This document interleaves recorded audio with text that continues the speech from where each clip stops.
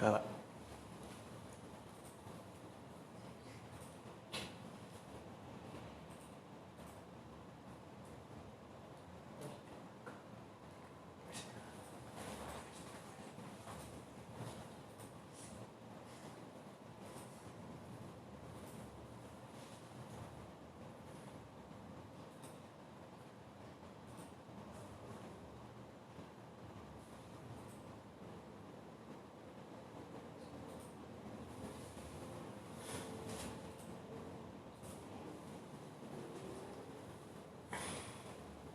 Mulai ya.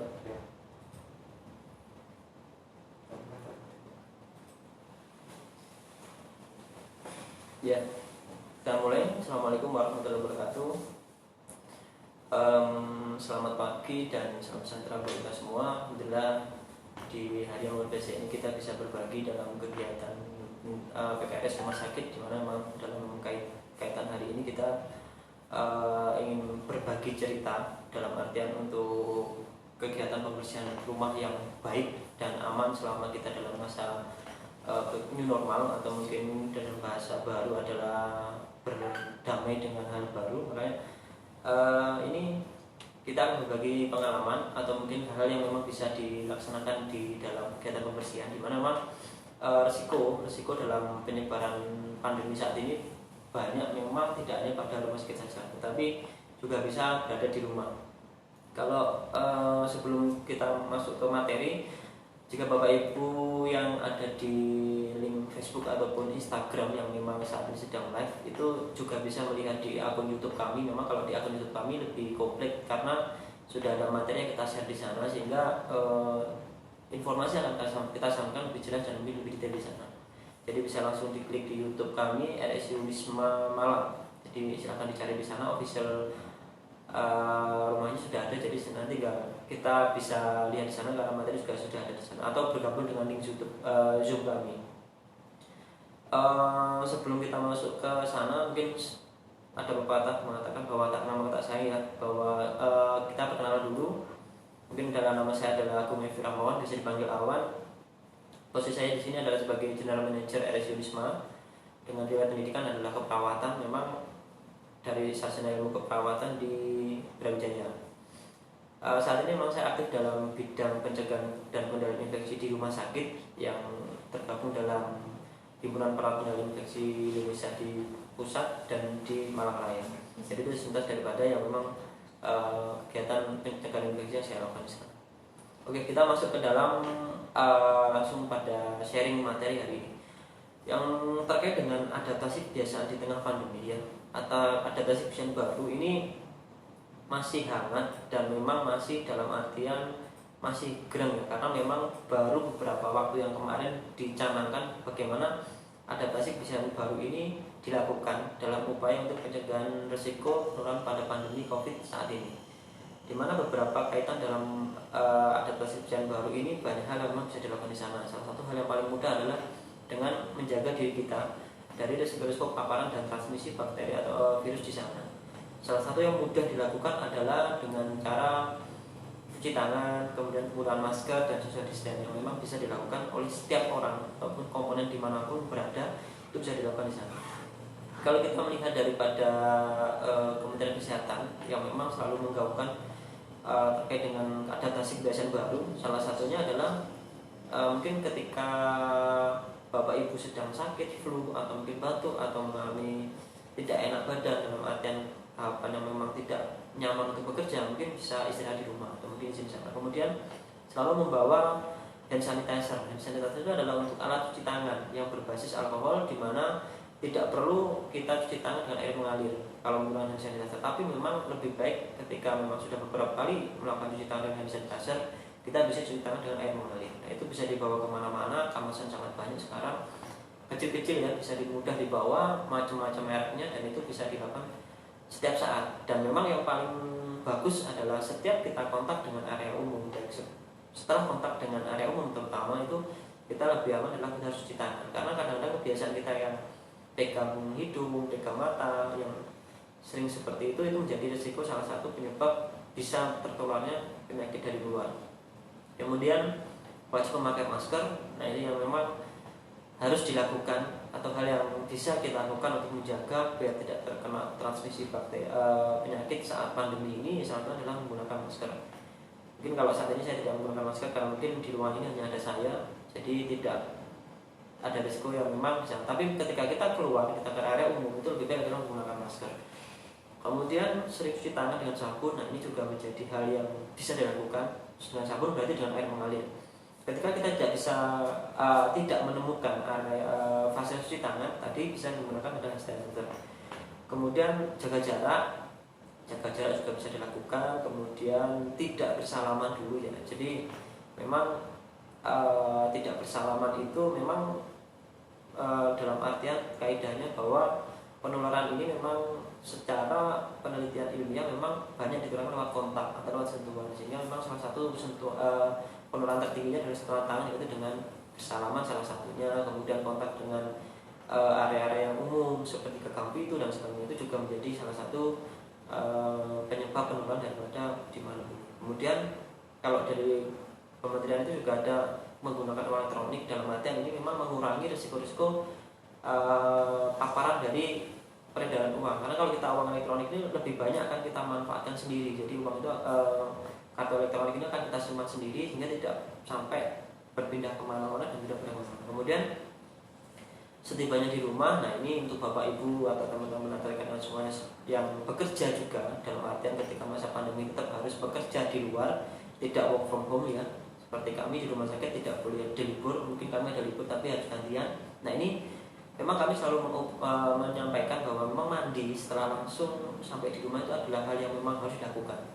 Area-area yang baju kita atau mungkin area-area apapun yang memang sering kontak dengan kita di rumah sakit atau mungkin kalau kami di fasilitas pelayanan kesehatan, segera dilepas, kemudian harus segera mandi dengan langsung mandi ya. Kalau memang lebih baik adalah mandi ya mulai atas sampai ke bawah keramas sampai dengan yang lain sebagainya. Memang kenapa ini penting? Karena memang kalau kita melihat daripada selalu data-data itu yang terupdate bahwa memang Jatim ini masih masuk dalam kategori zona yang memang cukup banyak pasiennya ya, atau pasien-pasien terkonfirmasi juga cukup banyak. Kemudian adaptasi kebiasaan baru ini juga menjadi hal yang memang harus biasa kita lakukan, sehingga upaya-upaya pencegahan infeksi atau penularan dalam wabah ini bisa bagus ya, kita sinkron antara Fasiankes dengan yang dilakukan di masyarakat.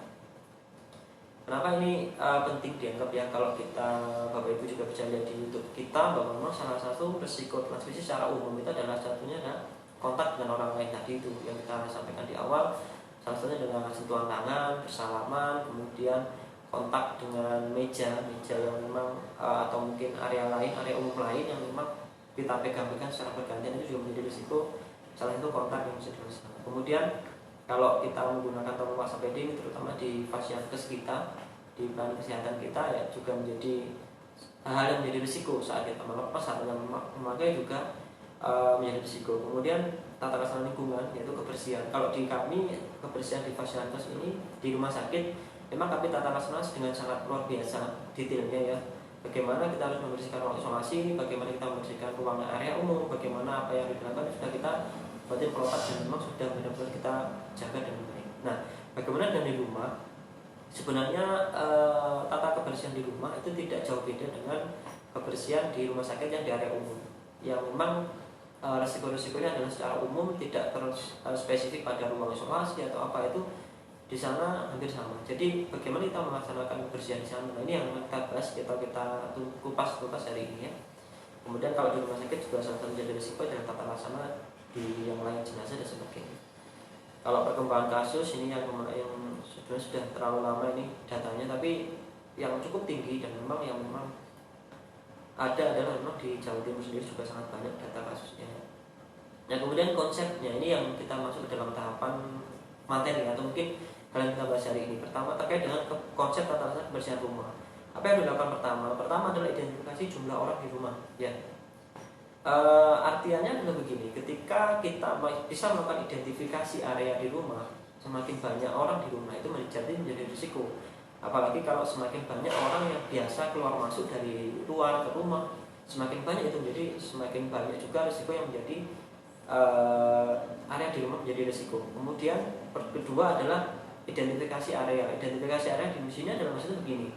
Di rumah itu kita bisa membagi klasternya, mana yang menjadi area umum, mana yang menjadi area keluarga, mana juga yang menjadi area pribadi. Contoh seperti ini, ketika Bapak Ibu semua rekan semua ini memiliki rumah yang sering sekali dikunjungi oleh orang lain, berarti ada area memang area umum, di mana situ orang akan silih berganti datang, kemudian ada tamu. Nah ini berarti di area tersebut adalah area yang mungkin paling tinggi menjadi risikonya untuk menjadi salah satu tempat penularan. Karena apa? Semakin banyak orang berdatangan masuk pada area itu, berarti meningkatkan risikonya di sana. Kemudian area keluarga tadi yang dimaksud juga, kalau keluarga cuma ada 4 ya berarti dan apalagi kalau 4 ini yang satu aja yang kerja di luar, yang 3 tidak, berarti risikonya jadi lebih kecil gitu ya. Kemudian kalau area pribadi seperti kamar tidur dan sebagainya ini juga menjadi area yang cukup rendah karena memang sangat jarang diakses. Nah, kenapa kita harus menentukan identifikasi area? Kalau kita sudah tahu identifikasi area dan risikonya, kita nanti bisa memprioritaskan atau kira-kira mana sih yang harus sering-sering kita lakukan pembersihan, mana-mana sih area yang memang sering-sering harus kita sering lap, sering kita kemudian kita bersihkan. Nah itu kita tujuan, karena gini, tidak memungkinkan ya kalau kita setiap hari hampir setiap jam gitu harus bersih-bersih rumah, sangat tidak mungkin. Tapi ketika kita sudah bisa memilah area risiko tadi, mungkin ada prioritas utama. Contoh mungkin gini, di ruang tamu karena sangat sering orang keluar masuk, banyak orang datang dan silih berganti, yaitu mungkin sering talap, mungkin 1 jam 2 jam sekali atau apa, itu bisa dilakukan. Atau mungkin kalau tamu tidak terlalu banyak ya jarang-jarang bisa.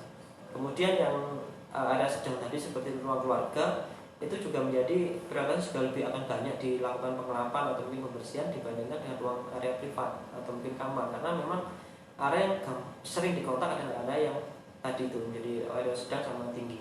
Kemudian yang tata laksana yang lain yang dilakukan adalah tentang persiapan alat dan bahan.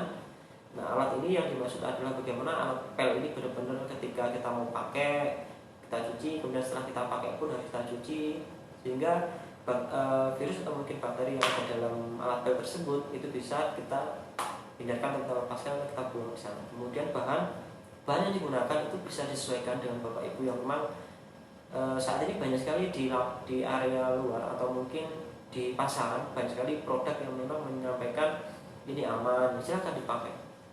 Selama kategori itu bisa dilakukan untuk lingkungan, silahkan dipakai dan itu mungkin bisa jadi dipakai. Hanya saja begini Bapak Ibu, sebenarnya kalau kita dalam tahapan bersih-bersih ini tidak semua area dibersihkan terus-menerus, tidak. Tapi area yang sering sekali terjamah atau area yang sering sekali dikontak itu yang harus sering-sering dibersihkan. Salah satu yang mungkin sering sekali dikontak itu adalah gagang pintu. Nggak mungkin kalau kita masuk tanpa buka kontak gagang pintu, kecuali kalau rumahnya menggunakan pintu sensor, mungkin langsung terbuka sendiri, itu berbeda. Tapi kalau yang masih menggunakan manual, itu adalah gagang pintu menjadi area yang paling tinggi resikonya yang harus sering-sering dilakukan. Kemudian kursi ini yang paling banyak menjadi risiko adalah di sandaran tangan, karena biasanya orang akan lebih senang menyandarkan tangan dia ke sandaran tangan ya, karena memang secara penelitian tangan inilah yang paling sering membawa dari luar ke dalam, dari luar kemana. Nah itu adalah tangan, sehingga makanya kita harus sering-sering cuci tangan. Apalagi dalam pandemi ini memang disarankan setelah kita kontak dengan lingkungan, entah itu lingkungan rumah atau apa, ketika kita mau itu lebih disarankan untuk segera cuci tangan, karena dengan kebiasaan sering cuci tangan itu ketika kita tidak sengaja megang area hidung kita, mata kita, atau mungkin kita ambil makanan, itu akan lebih aman. Kemudian menggunakan APD yang tepat atau alat pelindung diri kalau dalam bahasa kami. Kalau di kami memang untuk APD memang kita membagi banyak klaster ya, 1-3, dimana harus pakai lengkap, dimana cukup. Tapi kalau di rumah apa aja yang dipakai nanti kita akan bahas. Yang jelas adalah salah satu sarung tangan itu adalah harus dipakai, karena sarung tangan ini memang melindungi tangan kita dari paparan yang ada di lingkungan, itu yang utama. Kemudian bagaimana tata kondisinya nanti kita bahas satu persatu. Ya, kalau identifikasi area ini kalau seperti materi yang ada di YouTube itu bahwa memang ada area umum, ada keluarga pribadi. Di sana kita membagi, di mana bisa terbagi di sana. Kalau kita bisa mengetahui risiko-risiko tadi, kita bisa memprioritaskan mana-mana yang sekiranya area ini harus sering-sering dilakukan pembersihan, atau mana yang sekiranya dalam satu hari cukup 1 kali, atau mungkin area ini bisa dibersihkan dalam 1 hari bisa 2 kali. Itu kita bisa memilih di sana. Contoh kalau area umum yang lebih beresiko seperti ruang tamu.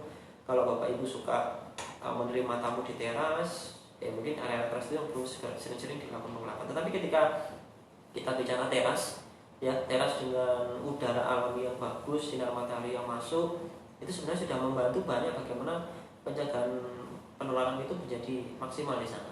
Karena tetapi yang jadi masalah saat ini adalah tidak semua area rumah ini benar-benar memiliki udara yang benar-benar bebas keluar masuk, kemudian cahaya matahari yang masuk terkait dengan rumah yang semakin tinggi dan semakin berhimpit, itu juga menjadi hal yang memang perlu diperhatikan. Nah, kemudian persiapan alat dan bahan ini kita beberapa hal harus beberapa kali bisa dilakukan ya, atau dianalisis. Pertama adalah APD yang sesuai. Kalau kita pembersihan di rumah Bapak Ibu, APD yang cukup sesuai adalah salah satunya pelindung wajah, mulai dari masker harus ya, karena memang tujuan daripada penggunaan masker tadi itu adalah ketika Bapak Ibu ngepel atau ngelap mengurangi resiko paparan pancaran daripada percikan air yang tadi digunakan ke area mulut kita. Kalau Bapak Ibu punya face shield ya, untuk pelindung wajah yang seperti saat ini banyak dijual itu memang lebih aman, karena ketika ada percikan-percikan tidak akan sampai ke mukosa mata kita, hidung kita atau mulut kita, tidak sampai, sehingga risiko paparan tadi baik itu dari wabahnya, pandeminya, dari bakteri virusnya atau bahan-bahan yang kita pakai untuk membersihkan, jadi itu aman juga buat kita. Kemudian APD yang perlu dipakai lagi, seandainya misalnya Bapak Ibu punya celemek plastik, itu bisa dipakai karena secara otomatis jangan menunggu tubuh kita juga dari paparan percikan tadi. Tetapi ketika tidak ada itu tidak masalah, tidak menggunakan. Tetapi memang disarankan ketika kita habis selesai bersih-bersih yang memang dalam tahapan besar bersihnya, di mana resiko baju itu sangat basah, harus segera diganti, mandi, kemudian kita bisa aktivitas seperti biasanya. Karena kalau tidak dilakukan itu memang resikonya baju-baju tadi nempel, kemudian ada, sehingga menjadi risiko juga menjadi cukup tinggi ya. Kemudian alat yang digunakan untuk menyapu, nah ini bisa dipertimbangkan Bapak Ibu bahwa dalam ketika penggunaan sapu biasa itu memang ketika Bapak Ibu mengayunkan sapu biasa itu menjadi risiko bakteri atau virus yang di lantai bisa menyebar ke atas, karena bisa seperti itu ke atas ya, itu juga perlu dipertimbangkan. Memang kalau di rumah sakit itu penggunaan sapu memang tidak ada, hanya digunakan beberapa sekali ketika menyapu sudut-sudut sasu seperti itu ya. Jadi lebih baik menggunakan mop sehingga dia akan aman di sana. Kemudian alat untuk mengepel, nah ini juga harus dipertimbangkan Bapak Ibu. Alat mengepel ini memang lebih baik adalah ketika alat ini selalu kondisi bersih. Jadi setelah dipakai, sebelum dipakai itu harus bersih. Ketika memang sebelum dipakai kita bisa melakukan pencucian dulu, setelah kita pakai bisa kita rendam dengan cairan disinfektan dulu, kemudian baru cuci biasa, sehingga risiko kontaminasi yang ada dalam alat pel tadi bisa diminimalkan atau dihilangkan ya. Kemudian alat penghisap debu jika memang diperlukan. Jadi kalau memang Bapak Ibu di rumahnya punya banyak area yang kadang-kadang menyimpan debu seperti sofa yang tidak dari bahan yang memang tahan air, yang dari kain khusus atau mungkin kain yang berserabut, nah itu juga banyak debu, itu juga bisa dilakukan. Nah itu bisa dilakukan. Kemudian untuk bahan, salah satu yang bahan memang direkomendasikan adalah satunya klorin 0,65%. Ini kalau kita lihat di buku pedoman pencegahan COVID yang terbaru yang insya Allah baru minggu ini yang baru dikeluarkan, tapi bisa juga digunakan bahan disinfektan yang memang sudah ready di lapangan. Banyak sekali kalau Bapak Ibu ke toko-toko atau supermarket itu ada bahan-bahan sudah ready, silakan dipakai, nggak apa-apa. Hanya yang perlu Bapak Ibu ingat atau teman-teman semuanya ingat bahwa cairan tersebut adalah cairan yang tetap berbahaya. Dalam artian hati-hati penggunaannya, hati-hati penyemprotannya, karena ketika penyemprotan itu tidak secara hati-hati kemudian mengenai mata jadi masalah. Jadi sehingga APD tadi memang benar-benar dilakukan sesuai dengan tahapan yang benar, sehingga ketika kita nyemprotkan aman daripada paparan bakteri atau virusnya, tapi juga aman juga dari bahan B3-nya. Yang utama adalah tadi itu wajah tadi yang harus ada benar-benar, sehingga memang tahapan itu kita bisa benar-benar maksimalkan upaya pencegahannya, baik upaya pencegahan di lingkungan ataupun pencegahan di uh, kita sendiri sebagai pelaku untuk pembersihannya. Ya.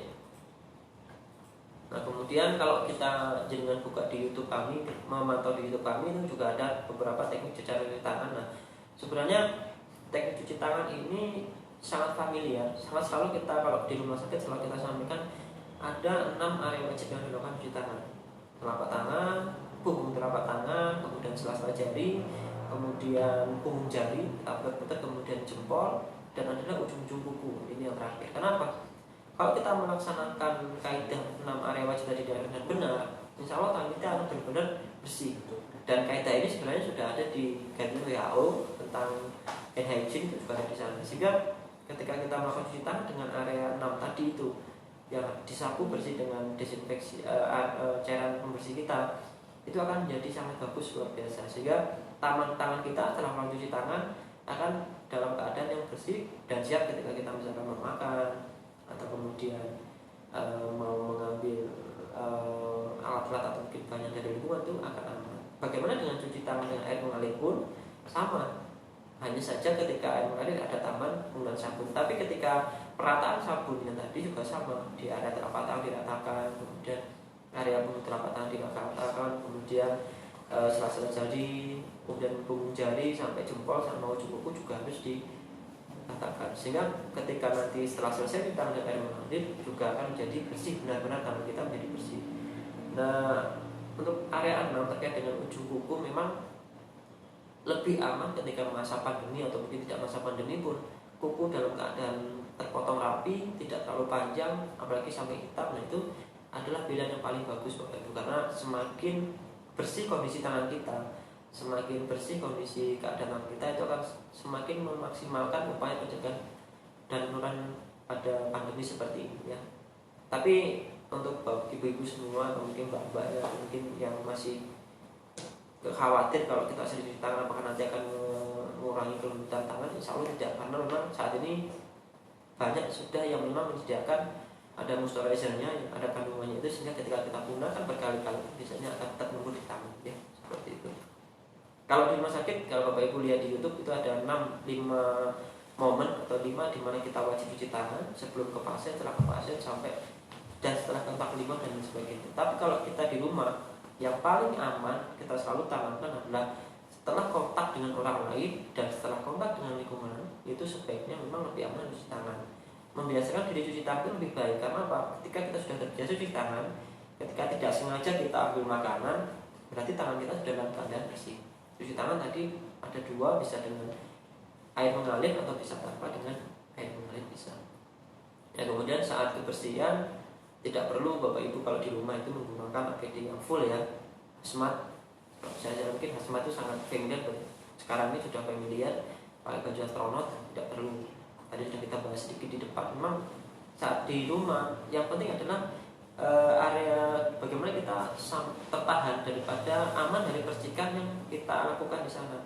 Misalnya pengelapan, aman dari percikan pengelapan ya dengan tadi facial. Ketika tidak ada facial yang dipakai masker, itu tidak langsung masuk ke area mukosa kita, sehingga itu akan aman dari paparan bakteri atau virusnya, juga aman terhadap daripada paparan risiko B3 dari cairan tadi. Kemudian bisa menggunakan baju kerja.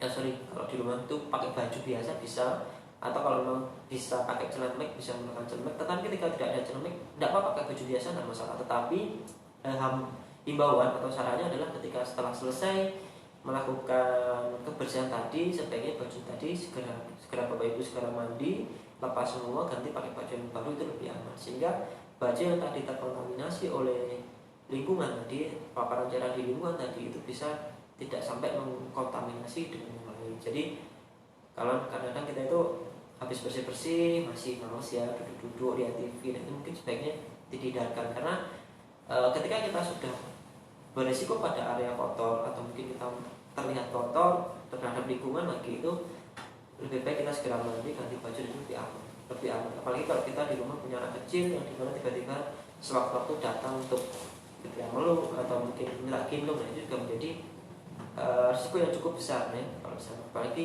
Mungkin jika Bapak Ibu di rumahnya ada yang memang masuk kategori terkonflik atau dia mengalami masalah atau dia masuk dalam kategori isolasi mandiri, nah itu harus benar-benar menjaga areanya, mana yang menjadi area isolasi mandirinya, mana area yang bisa dipakai untuk umum, terutama kamar mandi. Kamar mandi ini yang memang paling beresiko itu adalah pada gagang pintu atau mungkin pada keran, atau mungkin kalau ini keran shower juga menjadi risiko, karena yang area yang paling akan sering terjamah atau paling sering dikontak dengan tamu kita adalah area tersebut. Nah ini kalau Bapak Ibu dilihat di YouTube atau mungkin di Zoom kami, ini adalah salah satu area ruang Presiden Suite kita, ruang VIP-nya Rumah Sakit RS Wisma. Area mana yang memang menjadi risiko? Kalau Bapak Ibu lihat di YouTube atau di Zoom itu ada beberapa lingkaran-lingkaran. Nah ini area lingkaran-lingkaran itulah yang memang sering sekali menjadi risiko paparan daripada bakteri atau virus tadi. Karena memang area yang dilingkari itulah yang memang akan sering terkontak, dipegang. Kemudian itu ketika memang pasien ini adalah pasien yang memang berisiko, berarti adalah area ini yang harus sering dilakukan pengawasan, terutama ketika pergantian pasien. Nah seperti kalau di rumah, jika memang area ini adalah area yang paling berisiko, ya berarti seperti gagang pintu, kemudian sandaran tangan, itu bisa dilakukan pengawasan untuk beberapa kali. Apakah harus beberapa kali? Tidak. Apakah harus 5 kali pun? Tidak harus seperti itu. Yang penting dianggap ketika ada risiko, silakan dilakukan pembersihan. Karena kadang-kadang waktu pembersihan juga membutuhkan waktu, tenaga, dan kita nggak sempat. Tapi ketika ada kontaminasi orang datang, kemudian kita lakukan pembersihan, itu lebih efektif dan lebih bagus, atau mungkin dalam arti lebih aman buat kita semua ketimbang yang tidak pernah dilakukan pembersihan seperti itu. Termasuk kalau Bapak Ibu di punya kendaraan pribadi ketika bekerja, mungkin area yang sering terjamah tangan adalah seperti untuk setir, kemudian untuk buka pintu. Nah itu juga sekali bisa sering dilakukan pengawasannya seperti itu. Kemudian kalau di ini kalau di fasilitas di kami, di nomor dan kami juga, kalau di YouTube tentu Zoom kelihatan area yang sering terjamah adalah ya sandaran tempat duduk, kemudian meja, kemudian untuk tempat buka tutupnya lemari es ya, kemudian sama keran air. Dan itu menjadi risiko. Dan masuk di rumah Bapak Ibu semua juga sama, itu menjadi area yang risiko cukup tinggi.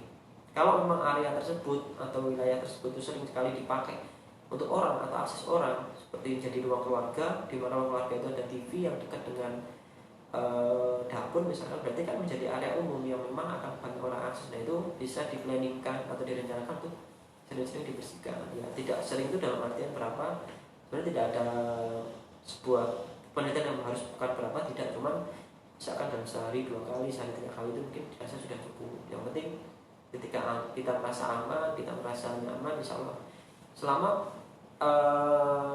pembersihan ini tadi itu sebenarnya adalah upaya untuk mencegah transmisi lewat tangan. Tetapi ketika kita sudah terbiasa cuci tangan, berarti juga akan sudah lebih memaksimalkan lagi dalam upaya pencegahannya seperti itu. Nah ini contoh kalau di lingkungan rumah sakit atau di lingkungan area lantai ini juga harus sering-sering dibersihkan, karena memang kalau ketika area lantai ini tidak dibersihkan, kemudian ada banyak bakteri atau virus yang akan di bawah, kemudian dia tertiup dengan angin atau mungkin pengaturan udaranya tidak sesuai dengan standar, akhirnya menjadi risiko. Nah ini juga harus dilakukan pembersihan. Kalau di rumah sakit pasti akan kami lakukan pembersihan, kita rutinitas pagi, sore, semalam ini kita lakukan pembersihan, di mana memang upaya penjaga untuk memaksimalkan dalam artian pencegahan dari transmisi tadi kita lakukan secara maksimal di sana. Ya, mungkin itu Bapak Ibu atau rekan-rekan semua yang memang yang sedang menyimak dari kajian ini, mungkin jika ada pertanyaan atau mungkin hal yang lain bisa disampaikan. Kalau yang lewat Zoom atau mungkin lewat aplikasi YouTube, kita bisa silakan sharing-sharing di sana atau mungkin chatting di sana. Nanti jika ada hal yang memang bisa masuk ke dalam kita jawab, tapi ketika misalkan ada hal yang harus kita diskusikan lebih dalam, nanti bisa kita diskusikan lebih dalam, bisa kontak dengan kami di hotline rumah kami, atau mungkin bisa datang ke rumah sakit seperti itu. Ya mungkin ada pertanyaan mungkin dari, kita cek dulu ya, apakah dari Zoom juga ada pertanyaan atau mungkin dari yang lain ada pertanyaan.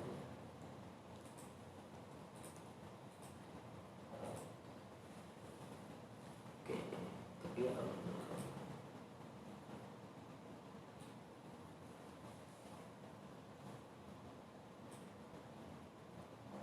sementara mungkin belum ada pertanyaan ya. Oke, sebentar. Oh ya, ada pertanyaan ini. Ada pertanyaan dari FP ya. FP. Dari Kali Eja, berapa lama cairan disinfektan masih bisa dipakai? Apanya satu hari saja atau lebih? Ya, memang kalau kita menyampaikan terkait dengan berapa lama disinfektan masih bisa dipakai, kalau kita menggunakan cairan disinfektan yang ready to use, yang di lapangan sudah tinggal pakai, ya dia aman-aman saja dipakai sesuai dengan masa expiry date-nya di cairan.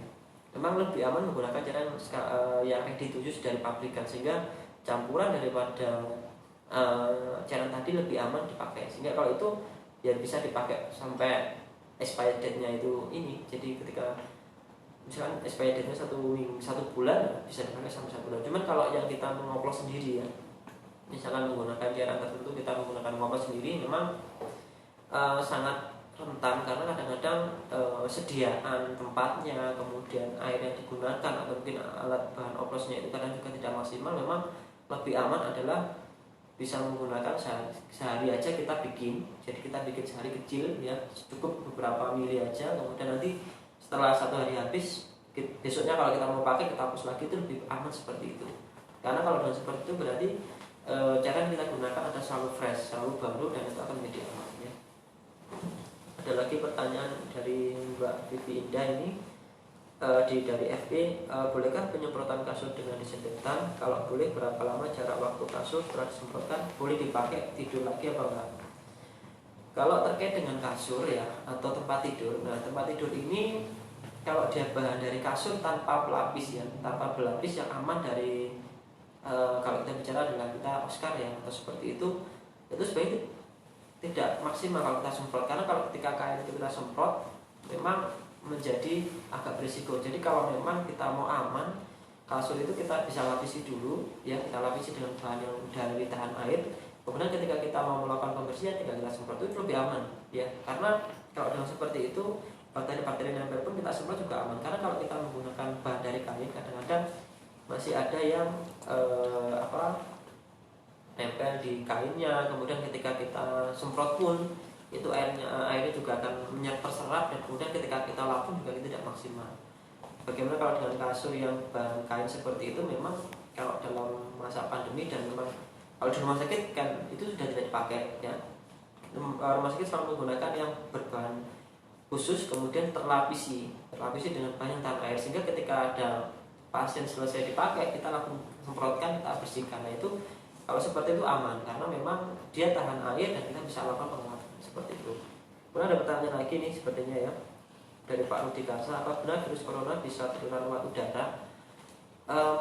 Kalau sesuai dengan yang saat ini kita baca dalam literasi, memang virus ini mungkin nanti kalau ada dokter spesialis atau mungkin pakar yang lain bisa juga nanti kami bisa tanyakan nanti untuk bisa menjawab lebih dalam ya, bahwa memang saat ini yang memang tertularnya adalah droplet dan kontak. Kontak itu adalah dengan sentuhan, di mana ketika ada virus yang nempel di lingkungan, di meja, di kaki itu, kemudian kita sentuh, kemudian setelah kita sentuh itu kita ada cuci tangan, kemudian kita langsung nyentuh ke area manusia kita, dan itu bisa menular lewat kita. Itu adalah lewat kontak. Kalau lewat droplet adalah pada orang-orang yang batuk gitu, kemudian dia terpercik kemana-mana, belum sampai batuan percikan daripada bakteri tadi sampai ke lantai ke bawah, sudah kita hisap langsung, karena itu juga tidak pakai masker, itu dari risiko. Kalau untuk airborne, secara airborne murni, nah ini memang mungkin kami belum bisa menjawab secara detail, karena ada literasi yang harus kita buka kembali. Jadi mungkin kita coba untuk cari literasi yang baru seperti itu. Kemudian dari Pak Rudi Karsa lagi, oh ya dok, boleh tidak sekolah kami mengajak berkolaborasi mengundang pakar kesehatan sebagai narasumber via dari sekolah kami? Oke, mungkin ini pertanyaannya bagus sekali ya Pak Rudi, dan kami menjawab sebagai dari manajemen kami sangat terbuka sekali terkait dengan itu. Kami memang di kami sendiri dari Rumah Sakit RSU Islam Malang Unisma ini, kami juga ada namanya PKRS eksternal, di mana PKRS ini memang kita setiap bulan kita atau ada planning yang memang kita ke sekolah-sekolah sekitar kita atau mungkin ke tempat yang lain memang untuk edukasi, dan ini kami siap sekali. Kami nanti Pak Rudi mungkin bisa di-share aja nomor kontak yang bisa kami hubungi kita, agar kita bisa kontak. sehingga pembicaraan akan lebih detail dan lebih dalam, sehingga nanti kita akan jadi lebih. Tapi intinya bahwa kami sangat terbuka sekali dan sangat senang sekali seperti itu. Bahkan ya kegiatan seperti ini nanti dari daring ini akan terus kami lakukan, akan terus kami kelola dengan baik, sehingga harapannya adalah peran daripada Rumah Sakit Islam Wisma ini di masyarakat bisa menjadi lebih banyak seperti itu ya. Yang jelas kami sangat siap dan kami sangat tertarik dan kami sangat ingin bergabung, bisa berkoordinasi dengan Pak Rudi ya, terkait dengan bagaimana edukasi, dan ini sudah kami lakukan selama ini, sudah sering kami lakukan. Memang kalau sebelum pandemi dulu kami datang ke sekolah, datang ke TK, atau mungkin datang ke pondok untuk edukasi, tapi karena mungkin keadaan seperti ini kita bisa ganti dengan daring, dan itu kami sangat siap. Monggo Pak Rudi nanti bisa ditulis saja nomor telepon yang bisa berkontak di sana untuk bisa kita follow up atau kita lapor ya. Itu sudah ya, tidak ada pertanyaan lagi. Oke, jadi karena sudah tidak ada pertanyaan, yang jelas bahwa dari Rumah Sakit Islam Malang Wisma selalu mengedepankan hal yang memang sangat menjaga daripada risiko-risiko yang ada di rumah sakit. Karena kami juga punya tim ahli dari pencegahan pengendalian dari rumah sakit yang sangat luar biasa dalam mengantisipasi bagaimana memang transmisi di rumah sakit dikelola dengan baik, sehingga ketika pasien masuk aman, ketika pasien pulang pun juga aman, sehingga itu menjadi hal yang menjadi prioritas kami. Sehingga insya Allah kami dari Rumah Sakit Islam Wisma Malang sangat intens dan sangat dalam pencegahan penularan ini sangat kita lakukan dengan baik ya, seperti itu. Dan kami memang punya tim-tim yang sangat luar biasa dalam upaya di sana, sehingga ketika Bapak Ibu memang memerlukan fasilitas kesehatan, silakan tidak usah ragu datang ke kami ya. Silakan datang ke kami, atau memang jika diperlukan silakan kontak-kontak dengan kontak-kontak yang kita sudah bagikan atau mungkin sudah ada sama servis atau komunitas kami atau apa, silakan bertanya. Banyak hal di sana kita bisa lakukan di sana. Nggak bisa sharing-sharing atau mungkin apa, silakan di sana ya. Karena memang dan ke rumah sakit pun kami juga punya protap, sehingga insya Allah jangan ragu untuk datang ke kami, dan insya Allah kami adalah suatu rumah sakit yang memang aman untuk dalam pencegahan transmisi tersebut. Mungkin itu dari saya akhir cukup mungkin ya. Mungkin nanti ke depan sebentar, ini ada satu pertanyaan di Zoom ya, mohon maaf, satu pertanyaan dari Mbak Kartika Dewa Chandra. Sepertinya dia orang jauh ya. Selamat pagi Pak, dari Kartika Dewa, saya mau tanya untuk anak balita, menurut Anda APD yang aman menggunakan face shield atau masker saja? Terima kasih. Oke, ya ini pertanyaan luar biasa. Sebenarnya kalau untuk APD pada masa pandemi yang paling bagus adalah mungkin terkait dengan penurunan di kontak dan airborne, memang adalah penutup di wajah, kemudian sama masker. Tetapi ya, yang Mbak Dewa harus juga perlu pertimbangan di sana adalah anak kecil ketika kepatuhan penggunaan masker juga sangat terbatas, tidak maksimal juga. Tidak mungkin anak kecil mau banget pakai masker ya. Sehingga dengan keadaan seperti itu, atau mungkin menggunakan face shield yang, jangankan balita ya, bawah 5 tahun yang sudah SD pun ketika dia main di luar pakai face shield, pakai masker oke. Tapi ketika sudah di luar nggak ada bawa ibunya, karena dilepas. Nah mungkin memang yang paling aman adalah area wajah ini harus dilindungi, karena memang dia bisa menular lewat area masuk melalui mukosa, mulut, hidung, atau mungkin area mata. Nah bagaimana pencegahan yang paling bagus sebenarnya untuk balita lebih aman adalah tetap di rumah ya, tetap di rumah. Kecuali ketika memang, mohon maaf, ketika ada keperluan harus urgent sekali keluar, atau mungkin untuk berobat atau ke rumah sakit, bisa menggunakan penutup. Kalau anak bayi tidak memungkinkan ya. Yang penting kita jaga bagaimana biar tidak sampai ada kotak-kotak area mukosa atau wajah mereka. Jadi contohnya kan anak kalau bayi masih kecil digendong aja, jadi tidak usah. Terus kemudian tangan kita yang menggendong ini usahakan sering-sering tangan, dan usahakan tidak usah sering-sering kontak sentuh area wajahnya anak kecil itu, sehingga karena bisa yang paling banyak bisa dari orang tuanya, dari tangannya orang tua yang menyentuh ke lingkungan, dan dari tangan masuk ke anaknya. Jadi seperti itu. Tapi lebih aman adalah tidak usah keluar rumah, tetap di rumah ya, tetap stay di rumah, tetap bermain di rumah. Untuk itu lebih aman buat putra putri bapak ibu semua ya. Itu dari mungkin Mbak Kartika Dewa Chandra. Terima kasih banyak atas pertanyaan luar biasa. Saya juga terima kasih banyak untuk yang stay tune atau mungkin tetap bergabung dengan kami di YouTube atau mungkin di Zoom kami, atau mungkin lewat Instagram dan Facebook kami. Kami ucapkan terima kasih banyak. Mungkin kami juga cukupkan sekian dulu. Mungkin yang sesi ini insya Allah nanti ke depan akan selalu kita lakukan sesi-sesi tambahan lagi sehingga nanti informasi akan semakin bisa banyak untuk diberikan ya. Itu aja saya akhiri, mohon maaf atas segala kekurangan. Saya akhiri, assalamualaikum warahmatullahi wabarakatuh.